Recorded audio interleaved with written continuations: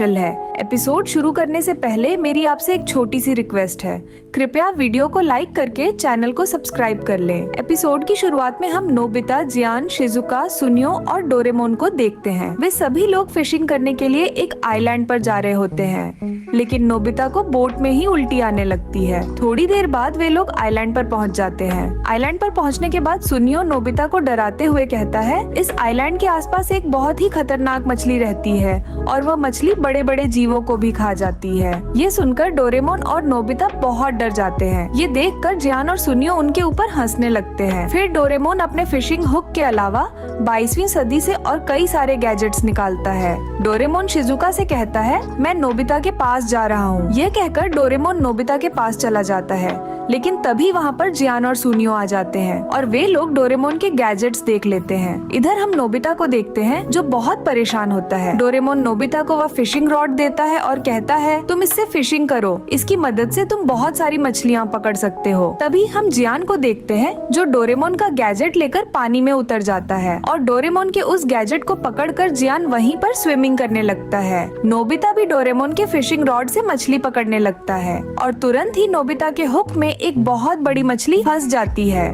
Nobita अकेले ही उस मछली को बाहर नहीं खींच पा रहा था, इसलिए डोरेमोन भी उसकी मदद करने लगता है। लेकिन वह मछली इतनी ताकतवर होती है कि वह डोरेमोन और नोबिता को अपने साथ खींच ले जाती है। वह मछली नोबिता और डोरेमोन को लेकर सीधा जियान के पास चली जाती है और डोरेमोन के उस गैजेट से टकराती है, जिससे कि डोरेमोन का वह गैजेट ब्लास्ट हो जाता है। जिसके बाद हम देखते हैं कि डोरेमोन बेहोश हो जाता है।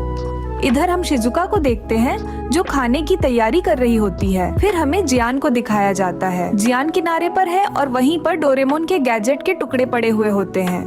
डोरेमोन उसे कहता है, मैं कोई रैकून डॉग नहीं हूँ और तुम मुझे नहीं खा सकते हो, मैं एक रोबोट हूँ। और ये बोलकर डोरेमोन रोने लगता है। तभी नोबिता वहाँ पर आता है और वह आकर उसे बहलाता है। जिसके बाद नोबिता उस आदमी से कहता है, यह मेरा दोस्त है। यह सुनकर वह आदमी डोरेमोन को छोड़ देता है। जिसके बाद डोरेमोन और नोबिता उस आदमी से पूछते हैं, यहाँ से टोक्यो कितनी दूर है? जिस पर वह आदमी कहता है, मैंने आज तक टोक्यो का नाम नहीं सुना है। डोरेमोन और नोबिता को कुछ भी समझ नहीं आता कि आखिर वे दोनों कहाँ हैं। तभी डोरेमोन को याद आता है कि हम यहाँ आने से पहले उस गैजेट से टकराए थे, जिसकी वजह से हम पुराने समय में आ गए हैं। डोरेमोन वापस 21वीं सदी जाने के लिए अपने पॉकेट से टाइम बेल्ट बाहर निकालता है, लेकिन तभी डोरेमोन को पता चलता है कि उसके पास उसका पॉकेट नहीं है और यह जानने के बाद डोरेमोन और नोबिता बहुत घबराते हैं। नोबिता डोरेमोन से कहता है, आखिर तुम इतने लापरवाह कैसे हो सकते हो? तुमने अपनी पॉकेट गंवा दी तो हम यहाँ से कैसे जाएंगे? डोरेमोन और नोबिता के बीच लड़ाई हो जाती है। तभी वह आदमी उनके पास आता है।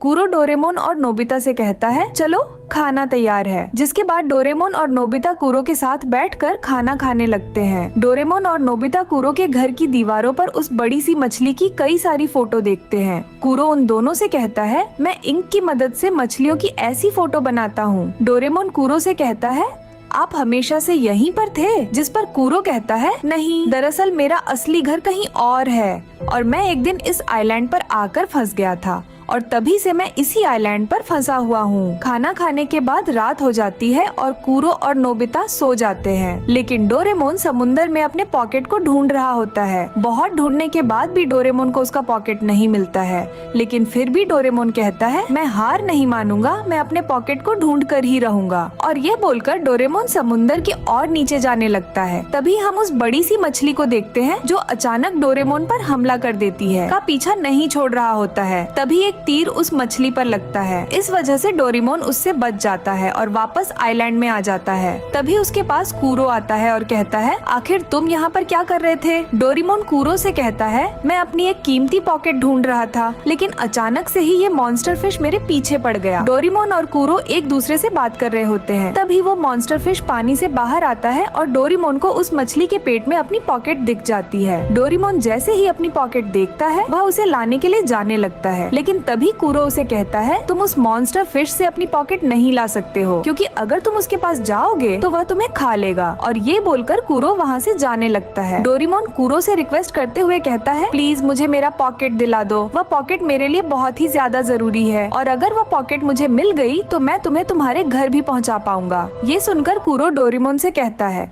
ठीक है, मैं तुम्हारी मदद करूंगा। अगले दिन हम देखते हैं कि कूरो फिशिंग रॉड के रस्सी में डोरेमोन को बांध देता है ताकि उसे वह एक चारे की तरह यूज कर सके, जिससे वह मॉन्स्टर फिश डोरेमोन को खाने